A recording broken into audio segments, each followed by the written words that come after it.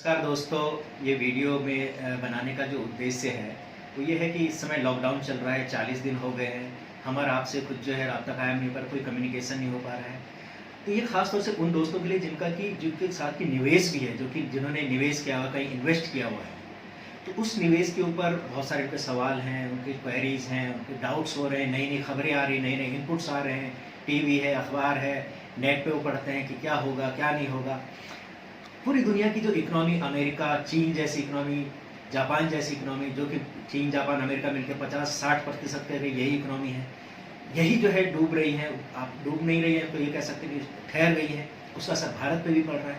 तो हमारा जो निवेश है उस पर क्या असर पड़ेगा? तो निश्चित तौर पर निवेश पे भी असर पड़ेगा, क्योंकि बहुत सारी चीज़ें इस बार पहली बार हो रही है। वीडियो मुझे पहली बार बनाना पड़ रहा है, आपको पहली बार जो घर पे रहना पड़ रहा है, 40-40 दिन से जो अटके हुए हैं, बच्चे बाहर नहीं जा सकते।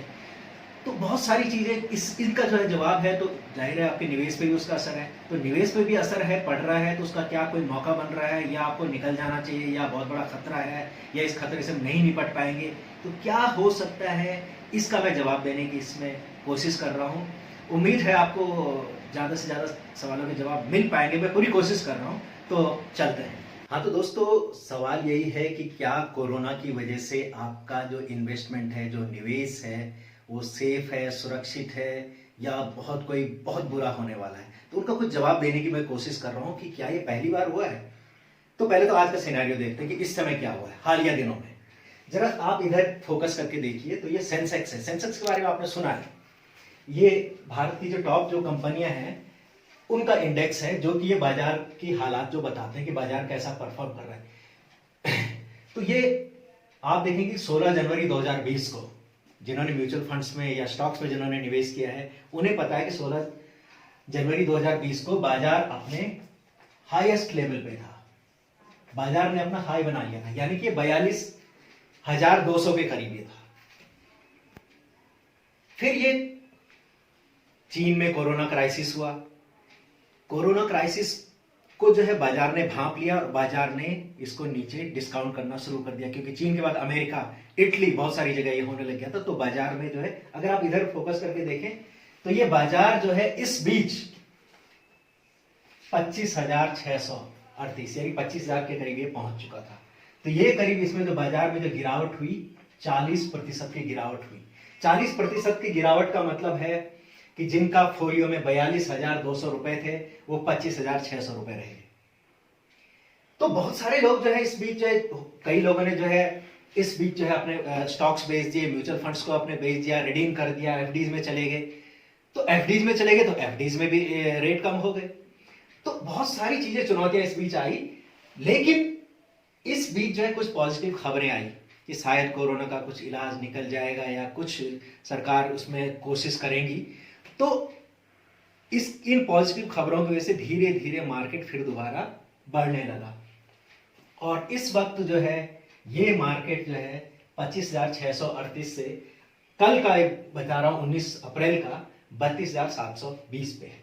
तो ये लगभग जो है 25-26% के करीब जो है ये बाजार दोबारा बढ़ गया, सिर्फ लगभग 30 वर्किंग डेज के अंदर, 40 दिनों के अंदर जो है ये बढ़ चुका है, एक महीने के अंदर। तो आप ये देखेंगे कि ये जो है बाजार ये बढ़ गया। लेकिन क्या ये पहली बार हुआ है? ये चीज समझने के लिए हम जो है थोड़ा इधर आप जो है ध्यान दीजिए जरा।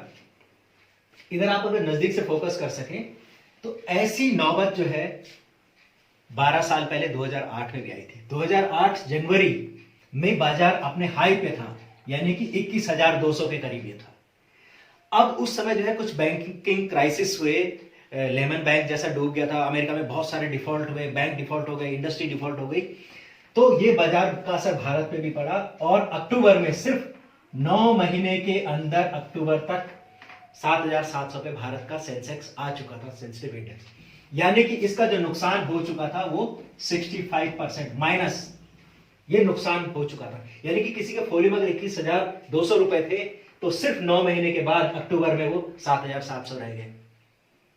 तो यानी कि अगर इसी को इस तरह से 1 लाख रुपए अगर किसी का इन्वेस्टेड था जनवरी 2008 में, तो अक्टूबर 2008 में वो लगभग जो है 35,000 रुपया रह गए, यानी कि 65,000 रुपए का नुकसान।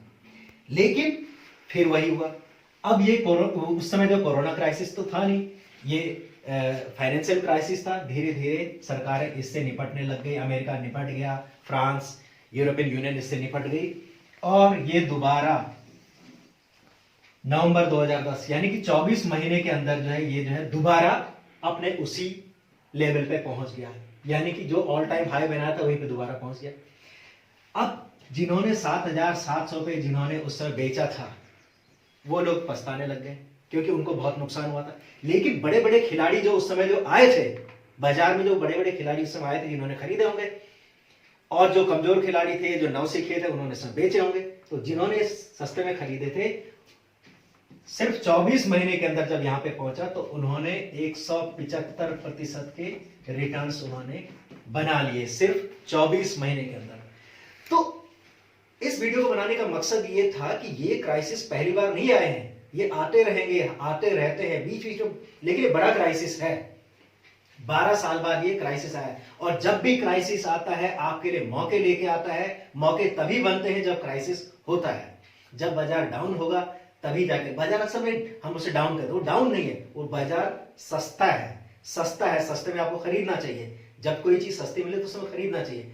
तो अब जो है थोड़ा सा अगर हम वापस आए इसके ऊपर फिर दोबारा, कि आप कहेंगे कि क्या मार्केट जब 42,243 पे था, अब आपने बेचा तब जब वो बहुत नीचे हो गया। तो मैंने वैसे मैंने अपने जो निवेशक थे उनको मैंने उस स्विच रिक्वेस्ट मैंने भेजी थी, जिनको कि मैंने डेट में शिफ्ट करने के लिए या जिनको रिडीम करना था उनको रिडीम करने के लिए भेजा था। तो वो लोग जो है इस क्राइसिस से बच गए होंगे, उनका फोलियो जो है इस समय भी ऊपर होगा, कम से कम 10, 12, 15% भी ऊपर हो सकता है।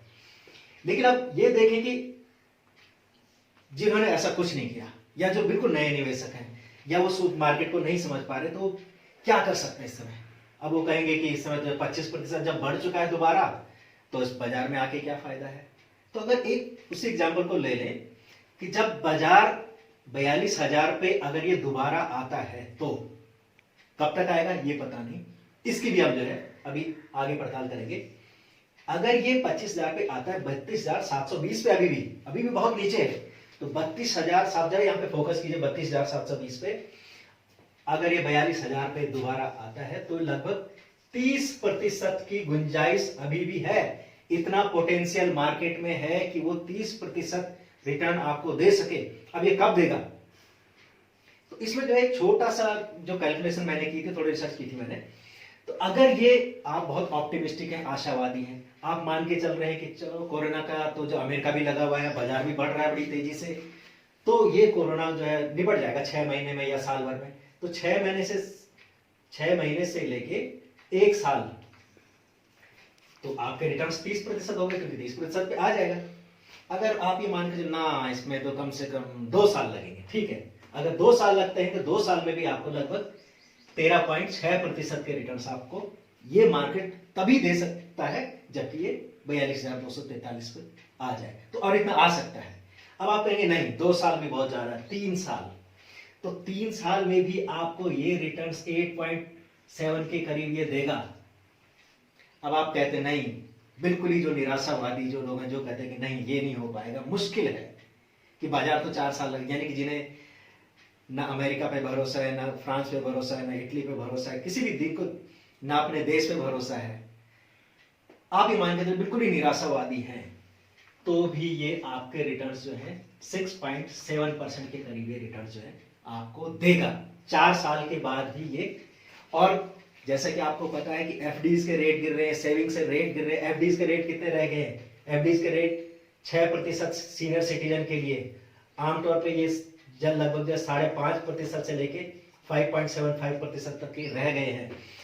जब ये अगर ये इकोनॉमी बहुत नीचे जाती है तो आप क्या समझ रहे हैं, ये जो रिटर्न्स जो है एफडीज के रिटर्न्स इस रिटर्न से भी कम हो जाएंगे। ये हो सकता है कि 2 या 3% रिटर्न ही सरकार या बैंक्स आपको दे पाए। बाजार ही आपको रिटर्न्स देता है, बाजार ही ग्रोथ देता है। बाजार में अंबानी को भी अपनी कंपनी को चलाना है, उसे अपने रिटर्न्स दिखाने हैं।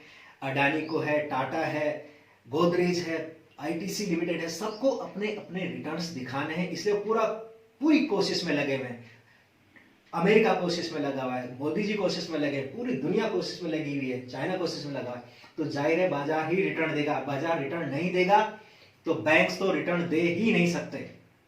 बैंक उससे जल्दी जो है आपको रिटर्न, जापान की तरह बैंक उल्टा आपको अपनी सेविंग के जो चार्जेस आपको देने पड़ेंगे, ब्याज देने के बजाय बैंक्स आपसे पैसा लेंगे, क्योंकि जिनकी भी इकोनॉमी अगर नीचे जाएगी तो भारत में भी ये सब। तो रिटर्न्स बनाने का एकमात्र तरीका यही है कि आप बाजार में बने रहे, बाजार में इस समय फायदा उठाएं। ये क्राइसिस नहीं है, ये अपॉर्चुनिटी है, कोरोना क्राइसिस नहीं, ये कोरोना अपॉर्चुनिटीज है। ये आपने पहले देखा है, जो पुराने निवेशक उन्होंने देखा है, उन्होंने उस क्राइसिस में 65% का नुकसान के अगेंस्ट उन्होंने 175% के रिटर्न्स उन्होंने बनाए हैं। अगले वीडियो में मैं कुछ और बातें लेके आऊंगा, कुछ चीजें, कुछ सवाल और हैं, क्योंकि ये वीडियो लंबा ना हो जाए। तो आप पहले तो आप इस पे अपना रिव्यू दीजिए, और आपका बहुत बहुत धन्यवाद। कोई सवाल हो तो आप पूछ सकते हैं, व्हाट्सएप पे भी कर सकते हैं। इसके अलावा जो है यूट्यूब चैनल पे भी आप जिसको सब्सक्राइब करके वहीं पे आप जो है अपने कमेंट्स में आप कीजिए, बता सकते हैं।